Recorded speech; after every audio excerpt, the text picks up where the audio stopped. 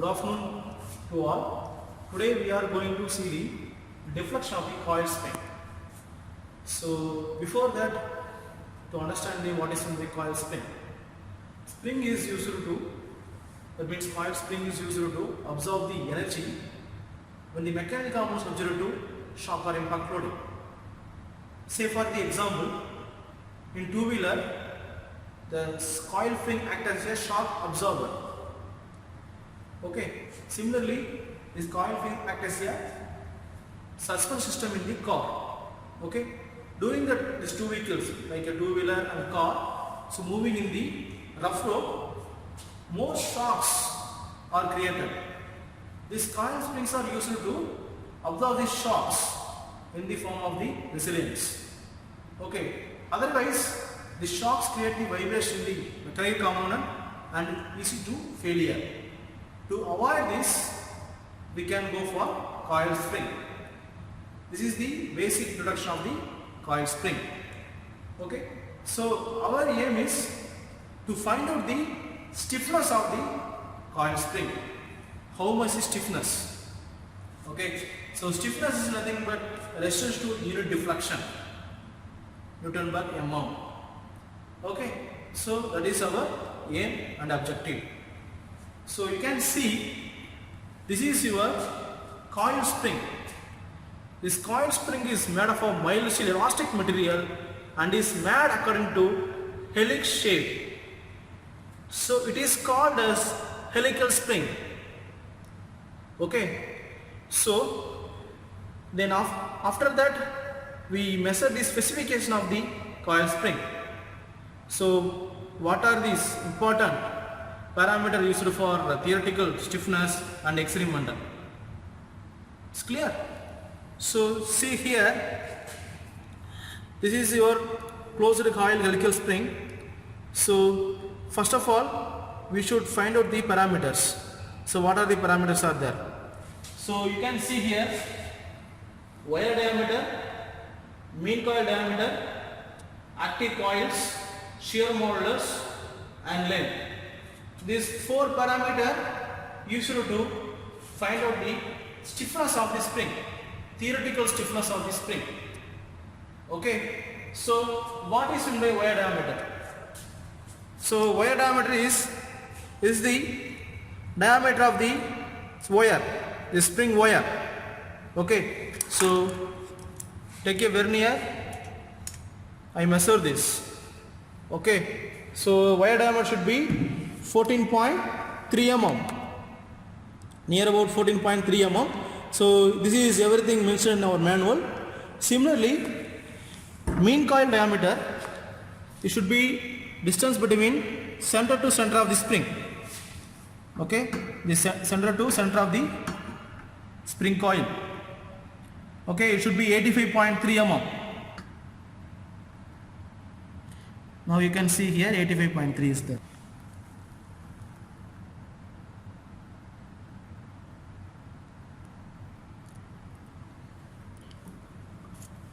Fine. Otherwise, if you want to find out this mean coil diameter, you can find out the outer diameter 100.6. Similarly, you should find out the inner diameter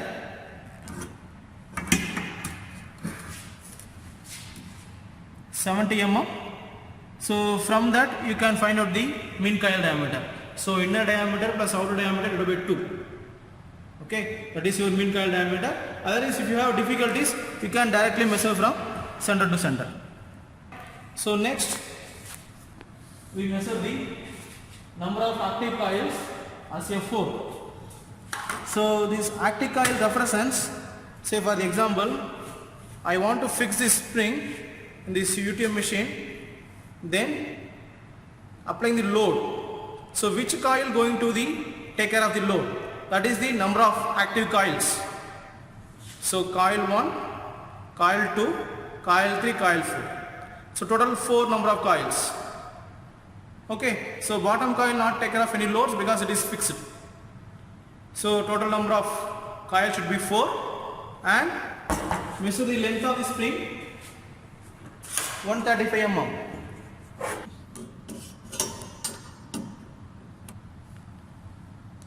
Now we can see this total length should be 135 mm.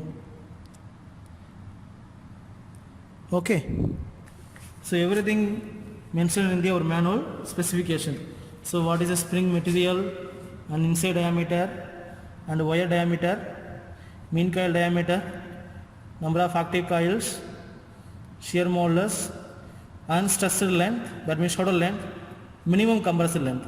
Minimum compressor length means how much mm can we apply compression loading, so that is your compressor length.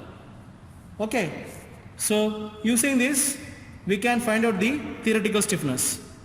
Okay, so I didn't explain the shear modulus. Okay, 79.3 gigapascal.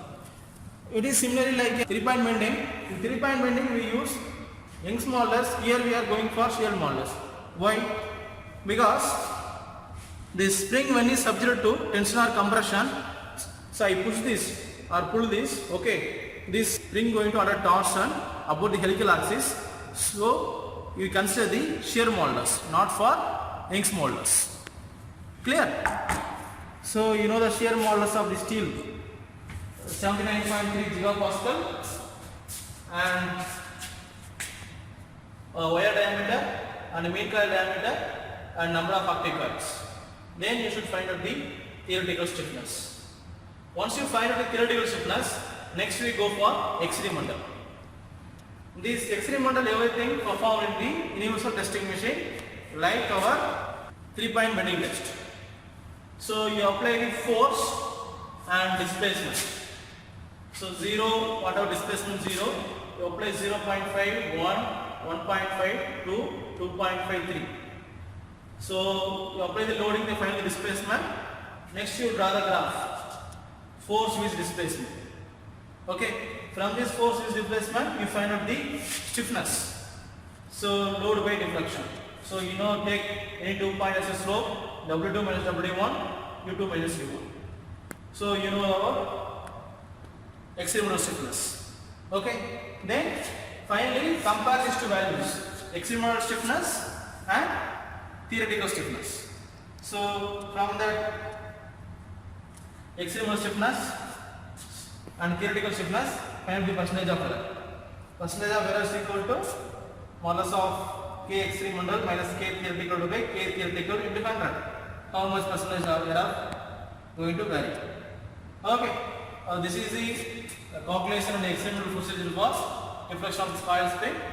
Now we are going to do the experiment in universal testing machine. So this is the universal material testing machine. I already explained in the 3-point bending test. You know about basic idea of this machine. But last class I one thing told to forget. You can see here, this is the data acquisition system. Using this data acquisition system, we connect to the computer. Whatever you reading, see in the digital load meter, that we can see in the systems. But now we are not using this facility. Now we are going to see the whatever load meter prevent this value. Okay. So next you can see these two bushes, supporting bushes. Okay, these two supporting bushes used for hold the spring when it is subject to the loading to avoid the movement of the spring. Okay, otherwise during that load the spring going to misalignment, then our reading not come properly. Okay, to avoid this we using these two supporting bushes.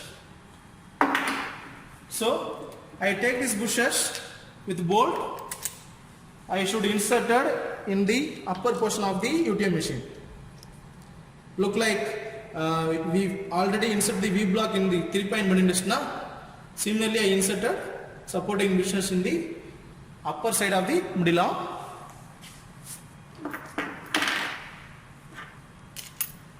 Similarly we should insert the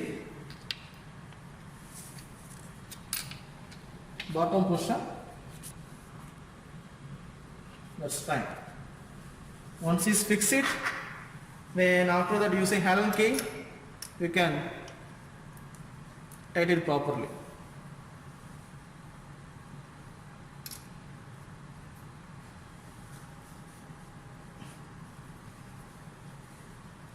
Fine. Next what I do, take this spring, then after that I move the middle portion, okay, using this knob. Okay, this is an hydraulic pump. Using this hydraulic pump now, we can release the load. It will go to down. Then after that, tighten it. Next, I insert the spring between the bushes. Then after that, I move this portion to upper side.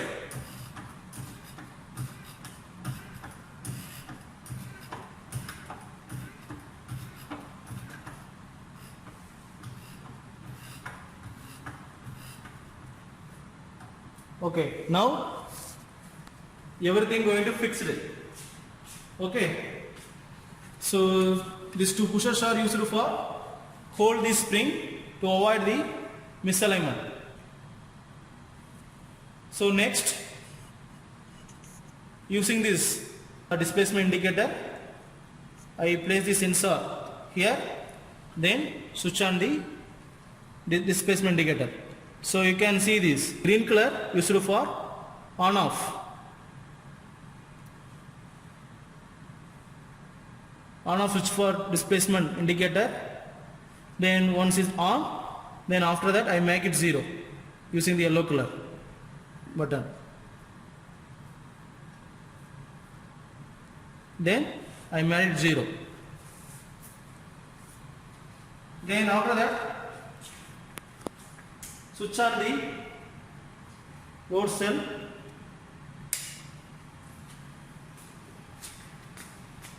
Okay, load cell or digital load meter.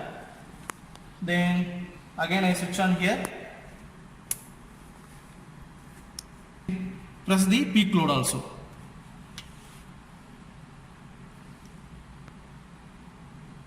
So next I take the manual. Then find out the displacement for 0 force and 0 displacement only. Okay, so next I apply force value 0.5. So you can see the digital load meter. You always look for peak load, not for force loading.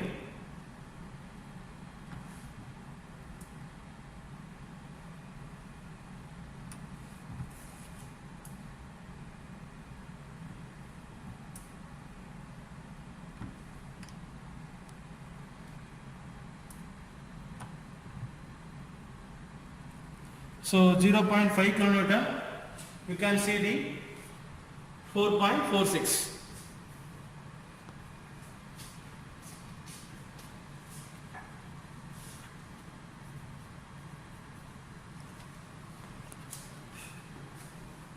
Next I increase the load to 1.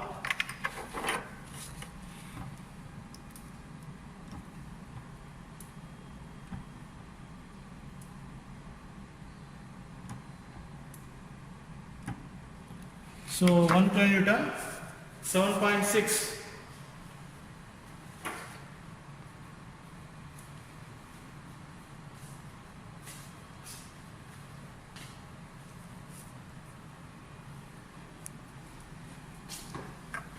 Next I increase the load up to 1.5.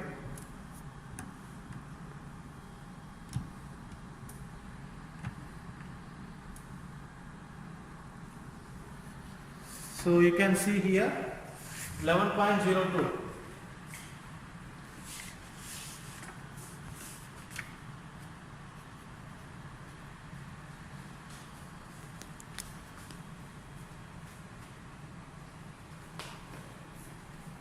Next I increase the load up to 2.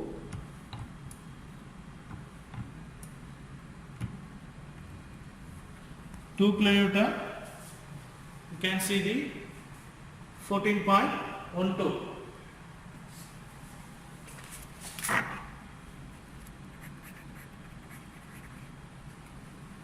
Next I increase the load up to 2.5.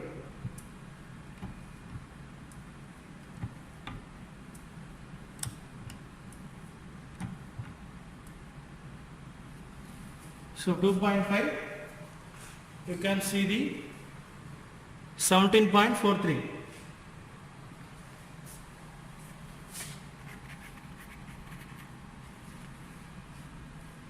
Next, increase up to 3.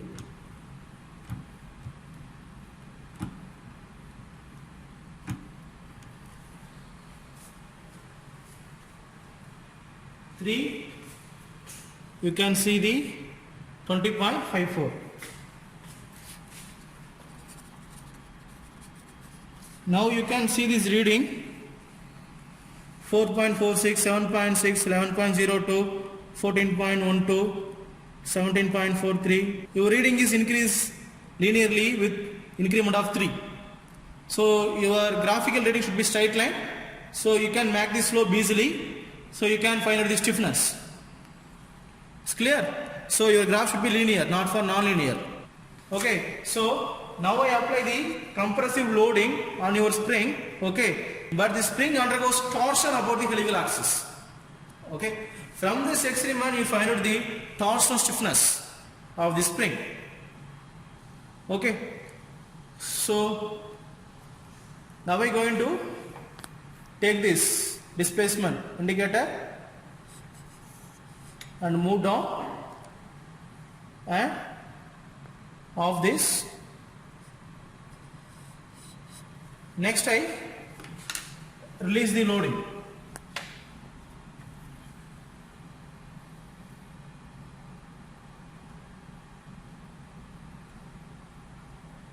So release the loading and after that tighten it properly here.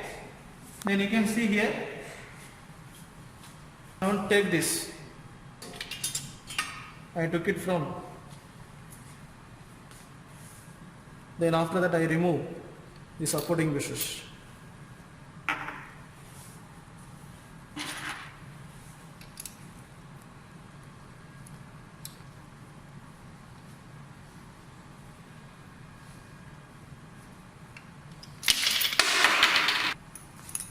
Supporting bushes from this India setup.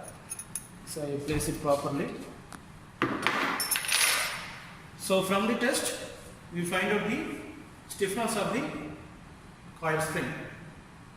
Then after that I switch off the digital load meter. So here you switch off the digital load meter. Similarly here also switch off the digital load meter setups. So from the experiment we find out the force and displacement.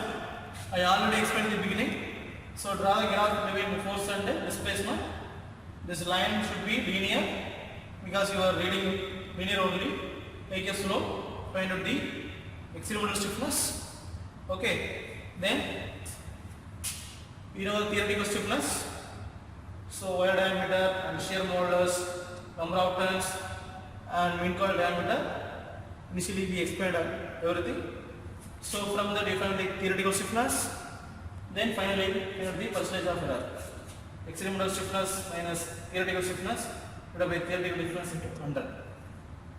Okay. Thank you so much.